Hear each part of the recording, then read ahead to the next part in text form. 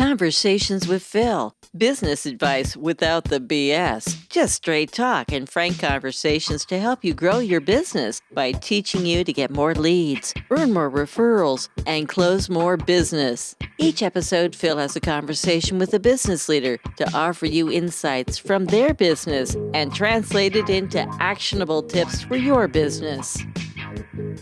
So I'm jacked to talk to Hal Elrod today. Yo, pal, Hal. He's got a book out for salespeople called The Miracle Morning for Salespeople. And I love this first book about just the miracle morning. It just makes so much sense. It's simple stuff, simple, great ways to start your day. But I think salespeople need something a little bit more. So Hal, talk to us about why you wrote this book and how this book is really going to transform the lives of salespeople.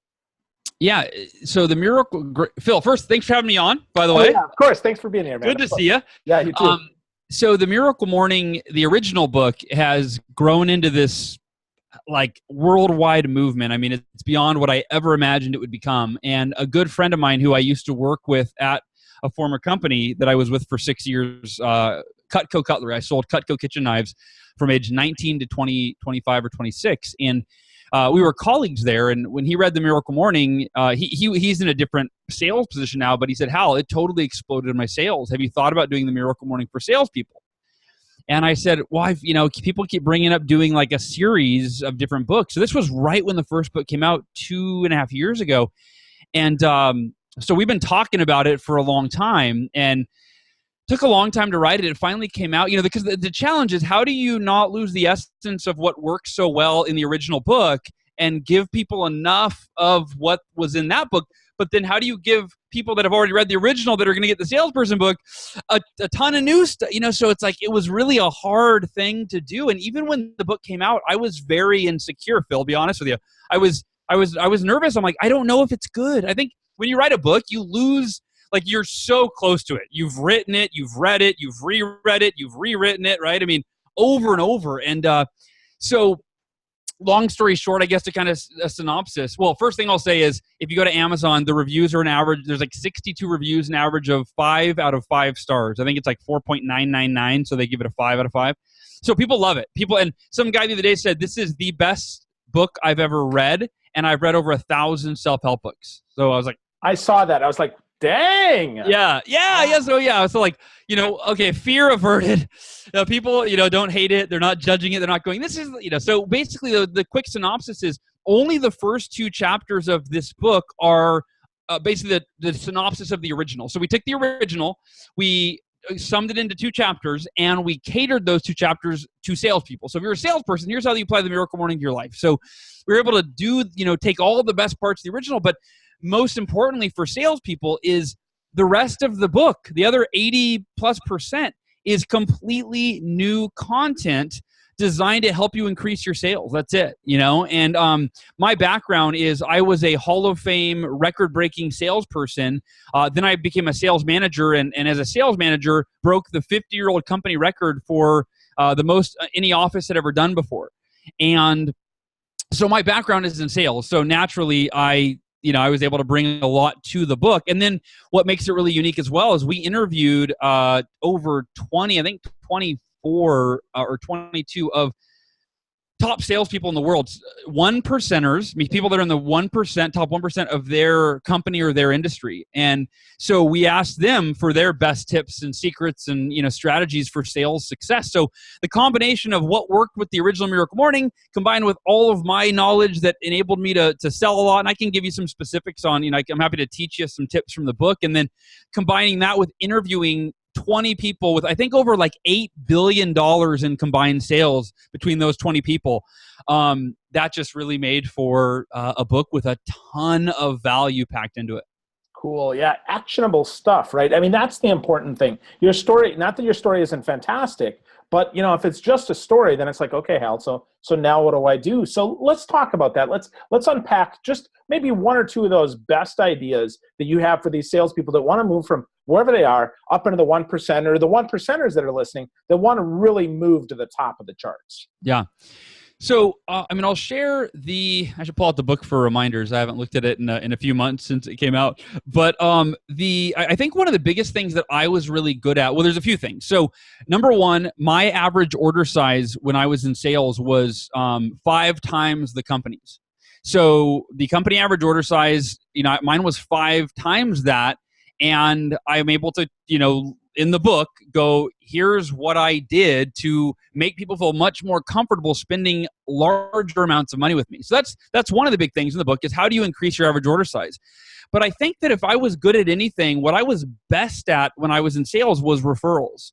The company average back when I was in selling was, I believe it was 3 to 5 referrals were given on about 70% of the appointments, right? So 30% said, sorry, I don't do that. I won't refer anybody to you. And then those that did, 3 to 5. I averaged 15 to 20 referrals on 95% of my appointments. So more than 9 out of 10 people said, yeah, we'll give you referrals. And instead of giving me 3, they gave me 15 to 20. And what that enabled me to do was, I'd be in the office making sales calls, and my colleagues are going, I called. Oh, I lost my headphones. Hold on. They'd say, I called through my 20 leads. I've got nobody else to call. And I would go, I can't call through all my leads. It was a great problem to have. It's like, man, if I wanted to go, I guess where I set records was I would always go really big for our 2-week or month-long sales contest. And I would set a record or win. And it was because when I really wanted to turn it on, because I was so proficient at getting so many referrals, I could just call from when I woke up until I went to bed. I could make hundreds of sales calls, right? So in the book, I teach you specifically how do you do what I did. How do you average 15 to 20 referrals from 95% of your appointments? And the beauty of that is this: no matter what industry, if you're in business to business, or business to consumer, or even online internet marketing, whatever the industry is, when you're not, the difference is between hunting and farming, right? Hunting is like, all right, I sold somebody, now I got to go out and I got to hunt down find another prospect to turn them into a client. Whereas farming is like, dude, I've got this whole database of people that I can communicate with and stay in touch with, and when the timing is right, they'll buy from me. So that was a big part of it, was the referrals. And the last thing I'll share with you is closing. For people that, salespeople, closing is usually the most uncomfortable part of the selling process for both the salesperson and the prospect, right? Yeah. Prospects, the salesperson's like, so would you like to go and buy from me today? And when you ask the prospect if they want to buy from you, you're putting them in an uncomfortable position because you're forcing them in that moment, when they may have only met you an hour ago, to make a decision to invest a bunch of money with you. And I found that putting pressure on someone where they feel uncomfortable is never the best way to close, right? So the way that I teach to close, and I in the book, there's specific word for word scripts, but I'll give the general idea right now that people can immediately implement. A few things. Number one, the way that I sold was really through presenting, building value, of course, in the product, but doing it in a way that I was so authentically enthusiastic that enthusiasm was contagious and transferred to the customer. So they're going, man, this is great, right? I'm pumped up, I'm excited. And then instead of saying, would you like to buy this today? Here's my advice if you're listening. Instead of saying, would you like to buy this today, and forcing them to answer yes or no, right, essentially. My closing question was, I presented everything. I built a ton of value to where it really made sense for them. And then I simply asked, so what do you think? And then I just waited. And the beauty of it is, there's no pressure now. They don't have to tell you yes or no. You're creating the safe space for your prospect to now voice what they think. And, for me, probably 60% of the time they would say, that sounds great. You guys take credit card? I go, yeah, sign up. But if they're unsure, normally if you say, do you want to buy this? Would you like to get this today? Would you like me to put it on your credit card? If there's any doubt, which there is for most prospects, they're going to say, I want to think about it. Can I think about it? And if you're a salesperson, you've all had that, come on, right? Well, that's because you didn't create a safe space for them to share how they're feeling or their concerns. But when you ask, so what do you think? they go, yeah, I like it, but it's a little bit, I mean, I don't know. It seems like it's too many blank, or it's too big, or it's too this, or it's too that. You're not asking them yes or no, do you want to get it? You're saying, what do you think? And then they can voice how they think. And if they're not sure, if they don't say, I'll take it, they share that concern. Now, before it becomes an objection that you've got to break through, now they're just sharing with you how they're feeling, and then you can address it, you can handle that objection, and then you can ask, so how does that sound? So it's always these open-ended closing questions until you comfortably guide them to, yeah, I'll take it, right? I'll take it. So those are just a few, those are a few of the tips in the book that for me as a salesperson made selling more comfortable. Calling referrals was more comfortable than cold calling people. It increased my percentages of conversion from prospect to appointment, and then also the referrals are more likely to buy because they're able to name drop their friend. This is the set your friend bought. This is the set Mary thought you'd like, right? And then finally, just to sum everything up here, the idea of closing where you don't pin them in a corner and make them tell you, yes, I want to buy it. You just create this enthusiasm where the value's been explained, they're excited about it, and then you ask what they think, and you let them tell you, I either think I want to buy it, or I think I'm not sure. Here's why. Cool. Great tip. So when we think about that, Hal, let's talk a little bit about online, because that's where a lot of the folks that are going to tune in, they're going to listen to this as a podcast, they're going to watch the video, they're going to read it as an article, right? We get it transcribed. And they're going to be like, okay, so how do I do that on my website? Or how might I do that if I have, a product that you can't see my face to see how excited I am about it? What do you think, Hal? Well, first, I think that you've got to use video marketing, so they got to see your face. It's proven. And by the way, I don't like doing video at all. I can talk to you face to face, but if you weren't there and I was talking to the camera, I don't like it. I don't like it. I don't do well. So I've been doing video lately. We're filming a movie. I don't know. Did I tell you that we're doing the Miracle Morning movie? No, that's awesome. Yeah, we just Robert Kiyosaki. We filmed Robert Kiyosaki last week for the movie. We filmed James Altucher the week before, but I'm doing video. And so what my filmmaker, I told him I'm not comfortable talking to the camera. So it's real simple. He's sitting right next to the camera, and I'm looking just off, which is very normal with video. They're used to not looking at the camera, and I'm answering questions, right? So that's my advice, by the way. If you're not comfortable with video, have someone sit there. Or I've even heard of people drawing on a piece of paper. They draw a face and they tape it next to the camera, right? And then they just talk to it, So there's a little tip, but yeah, you've got to use video. And then a few things. So I built my direct sales business through referrals, like I told you. Now, then I went to online. I started doing online coaching, group coaching. It's called VIP Success Coaching, VIPSuccessCoaching.com if you want to see my funnel or whatever, my sales page. But I built that I started with 5 members, and then it hit me after our first 2 calls. I think we had 2 calls a month, 5 members, each paying $100 a month. So I'm making $500, and they said, one of them asked, hey, this is so great. Can I bring somebody else on? Because it wasn't originally going to be a group coaching program. It was going to be a 5-person coaching program. That was it, right? And I was basically, at that time, I charged $500 a month to coach one person. And so it was actually somebody reached out to me. They go, we can't afford we're new managers. Can we all come on a call and each pay $100 to pay your $500 fee? And I said, yeah, sure, let's try it. So this happened by accident. And then what happened was, one of them said, Hal, these calls are great. I've got a friend that I told about him, and he wants to jump on. Can he get on for $100 a month? And the light bulb went off. I went, hell yeah, he can. And then I emailed. So listen, so here we go. I emailed. I'm going to explain how this all rolled out. And I grew it from 5 people at $97 a month to over 220 people at $97 a month. So you can do the math. All through referrals. Same thing, online. So what I did was I sent an email to those 5 people, and I said, hey, Joe asked if he could refer somebody to come onto the program for $97 a month like you guys are paying, and I thought, what a great idea. So if you guys, anyone that you want to refer that you think would benefit from this, send me an email with their name and their email address and their cell phone number, and I'll give you 10% off of your monthly fee for anyone that signs up. So if 5 people sign up, you're going to get a 50% off your monthly fee as long as they're members. If 10 sign up, you're not paying for your coaching anymore. So I got 20, it was 20, like I think 21 referrals back. And I signed up 17 of them by sending an email to them with a link to the sales page, some sales copy. 17. So in an instant, those 2 calls I was running a month went from generating me $500 a month to $2,300 a month, like that.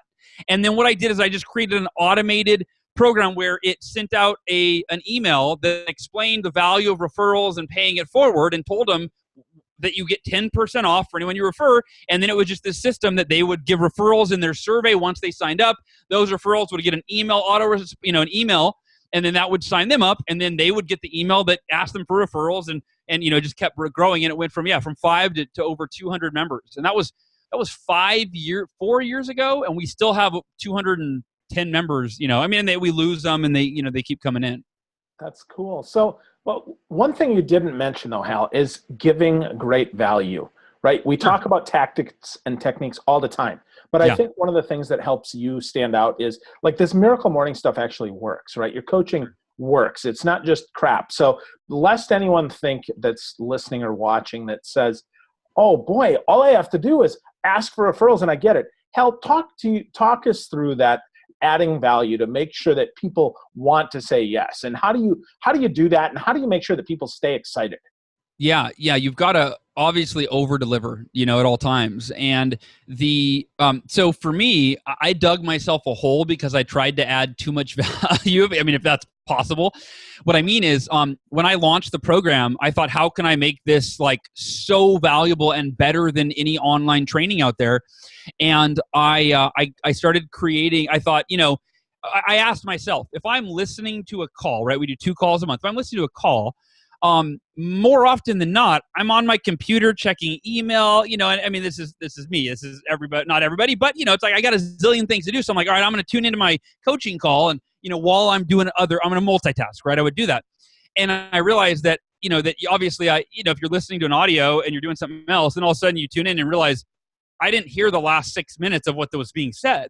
So I started creating these in-depth handouts, like ridiculous handouts that would take me 15 to 20 hours to create, that had not just like a couple pages of fill in the blanks. They were like 5 to 10 page handouts that had fill in the blanks, that had homework to be done afterwards, preparation work to be done ahead before the call, affirmations, book recommendations, links to article. I would spend too much time, but people were like, this is insane. And then I would give them an assignment of, I would give like a week long or a 2 week or a 30-day challenge for each topic to deepen their learning. So I really asked, how can I make it so that the value that they get from this and whatever topic we're covering, and we cover topics like self-discipline, turning your purpose into profit, it's like, having more energy, better time management. It's like personal and professional development. And so that's how I did over deliver the value. And I'm also anal about graphics. So the handouts look, I don't know if I have one around here, but they look gorgeous. They, like I said, I put too much time into them, in my opinion, and I dug a hole because then I was like, this is taking too much time. I need to back off. And so what I did, and this is a tip for people, by the way, you got to think through this. So don't just go, oh, wow, great idea, Hal. I'm going to start doing these handouts that take me 20 hours a week. If you're going to go full time into it, and you're going to have, 1,000 people paying you $97 a month, or however many you need to pay your bills, and 200, whatever, that's fine. If that was my full-time job, that would be fine. But I have so many other things that I'm doing, I couldn't do that. So make sure that whatever you create, this is a really important tip in business, is that it's got to be sustainable. And ideally, it's got to be scalable, right? So group coaching is scalable. You can have 1,000 people on a call, or you could have 3 people on a call. But either way, you're on that call. So that is scalable, right? It's sustainable. But yeah, you want to really think about, you don't want to dig yourself a hole that you now, like I created this expectation. And I will tell you, I transitioned at one point. I just got to the point where I thought, I can't keep this up. 2 calls a month, 2 handouts a month, 20 hours, it was out of control. So I transitioned. I emailed my group, and I was scared to do this, but I said, hey guys and gals, some of you have requested that we do one of our calls to be an open Q&A call where you can just ask me anything and get more personal coaching. So starting next month, we're going to change the format. We're going to do 1 module like we've done now, and then one Q&A call. So to this day, that's what I do. And the Q&A call takes, all I do, I've got the Facebook group. I just go in an hour before. I go through the questions. I type out what my answers are going to be generally, and then I just get on the call. It's an hour of preparation versus 15 to 20 hours. That's cool. That's cool. So scalable, repeatable, right? Those are all important things, and those are all ways that you can add value at low cost. So those are great suggestions. I think folks, though, Hal, if they don't know your story, I want you to talk to us just real briefly here, and then I'll ask you for maybe one or two more insights, and we'll wrap up, because I think that's important. Like, you see Hal now, fantastically successful, best-selling author, great guy, but Hal, you almost died, dude. I did. And before I go into that, I just realized one more tip that I have to give people. One of the greatest values you can give to others, and it takes much less effort on your end than almost anything else, is facilitating interaction. So I went to this mastermind, and I'm paying like $5,000 to be this mastermind, and I go to it, and all we did was each person got to sit in front of the room for an hour and share what they needed help with, and everyone did. And the guy was also chiming in, but it took no preparation. He just sat there and everyone talked. And so we ran a mastermind, and we had hot seats where instead of the whole room, it was one person at the table. So the point is, whether it's a Facebook group, whether it's, whether you do a membership site or it's in person, facilitating interaction amongst your members is one of the highest values you can add. And it's typically one of the easiest in terms of your time and energy to make that happen. So I wanted to mention that, because that can't go overlooked. It doesn't all rely on you. If you bring in smart people into your program or whatever you're offering online, that interaction is valuable. So, so my story. The Cliff Notes version. When I was 20 years old, I was in sales. I was a year and a half into my Cutco sales career. When I was driving home from a speech, I was hit head on by a drunk driver.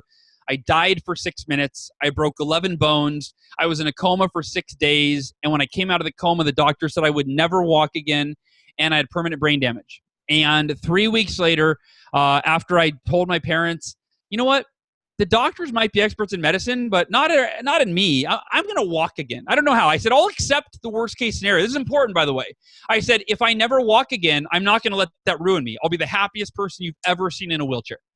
Because if I'm in a wheelchair, I'd rather be happy than depressed, period. So that's that. I said, but Mom and Dad, I'm not putting my energy into what I don't want, which is to be in a wheelchair the rest of my life. I'm visualizing walking again. I'm thinking about it. I'm dwelling on it. And it was 2 weeks after I came out of the coma, 3 weeks after the crash, the doctors came in with routine x-rays, and they said, we don't know how to explain this, but your body is healing so quickly, Hal, we're going to let you walk tomorrow. It went from never again to 3 weeks later. I took my first step, and the rest is history, as they say. So that was the greatest adversity of my life, arguably. And then in 2008, when the economy crashed, I crashed with it, and I lost my income, I lost my business, I lost my house. I stopped exercising, got in the worst shape of my life, and the Miracle Morning was that one thing I created, not to be a book, not to share with the world, but just for my own salvation, to try to get myself out of this rock bottom that I had fallen into. And in less than 2 months of doing what is now known as the Miracle Morning, it didn't have a name back then, I more than doubled my income. I went from being in the worst shape of my life physically to deciding to train for and run a 52-mile ultra marathon. And now the Miracle Morning we have over 1,100 reviews on Amazon. We have over 100,000 people around the world that have bought the book and read the book and are doing it. And then I don't know if you saw this. I mentioned Robert Kiyosaki earlier. Robert Kiyosaki, who wrote Rich Dad, Poor Dad, reached out to me a couple months ago and said, Hal, I've read the Miracle Morning 3 times. He said, it's completely changed my life. I'm on day 60 today. And I'm going, wait a minute. Robert Kiyosaki's worth like tens of millions of dollars. He's my mentor from, crazy. So he says that, the Miracle Morning has completely changed his life, and on and on and on. So yeah, that's that. And that's my life's mission now, Phil, is to change millions of lives one Miracle Morning at a time, because nothing I've ever created has ever impacted people as profoundly as the Miracle Morning has. Awesome. Yeah, the choice to get up early, to kick some ass right away. I think that's powerful, man. And that absolutely works. And my favorite part of that, we're not going to give the whole book away here, but the idea that no matter what time you go to bed, if you tell yourself that it's going to be enough when you wake Yeah. up, absolutely change that mindset when you wake up and get out of bed. Absolutely Yeah. change it. Yeah, your first thought in the morning is almost always the same as your last thought before bed. If you go to bed thinking about your problems or stressed or going, oh my gosh, I've only getting 6 hours of sleep, I'll be so tired in the morning. That's how you feel. But if you go to bed and go, you know what, I'm getting 6 hours of sleep, my body's a freaking miraculous organism that can generate a powerhouse supply of energy off these 6 hours, and I'm going to wake up tomorrow feeling energized, ready to crush the day. That's a reality that you create for yourself. Absolutely. So I'm going to ask you one more question, then we're going to wrap it up because I know you got to scooch here. And that is, so besides your own stuff, right? What you talk about the power of putting positive stuff in your mind, in your body. So what are you reading these days, Hal, that's really changing your thinking or at least reinforcing it to keep you strong? Yeah, a few books that I really love are one is called The Millionaire Fast Lane, and it's my favorite book on uh, I don't know, basically on money, period. Like any book on money and how to build wealth, it's a real reality check. The Millionaire Fast Lane, and go to Amazon. It's got 800 and something 5-star reviews. I mean, people love it. It really, a lot of people resonate with it and swear by it. Vision to Reality. I think a mutual friend, Honoré Corder, wrote a book called Vision to Reality, which is a really short read, and it really complements The Miracle Morning. The Miracle Morning is kind of like, how do you start your day? And Vision to Reality is like, what do you do the rest of the day to make sure you turn your vision into your reality? So those are two books that I'd recommend people start with, that have impacted me. Cool. That's great. So let's wrap this up, Hal. If folks want to learn more from you, if they want to get involved with the Miracle Morning, obviously they can go to Amazon and buy the books, but where's a great place to connect with you online to get a little flavor of this, a little more of the energy and enthusiasm that they got from you today? Yeah, the best place to reach out to me is halelrod.com, HALELROD. But where I really encourage you to come visit is the Miracle Morning community in Facebook. It's the Facebook group, the Miracle Morning community. It has become the most inspired, engaged online community I have ever seen. We have over 20,000 members, actually 21,000 as of this morning. Over 100 people a day asked to join from all around the world that are reading the book. And I've teared up before, Phil, from going in there and seeing how people are supporting each other. Someone will share, they'll be new to the group. They'll know no one in there. They'll go, hey, I joined today, and I'm struggling in this area of my life. And by the end of the day, they'll have 30, 40, 50, 60, 70 comments from our community members supporting them, encouraging them, saying, I've been through what you're going through. Here's what I would do. So I invite everybody watching or listening, come join the Miracle Morning community on Facebook. Even before you get the book in the mail or whatever, join the community and you'll be that much more fired up to go, wow, I'm not alone in this. This whole community is here to support me. That is awesome. So Hal, thanks as always for chatting, man. It's great to have a little conversation with you and learn more about what you're up to and to get inspired by you. Thanks. You too, Phil. Thanks, buddy. Thanks for having me. I appreciate you. Totally.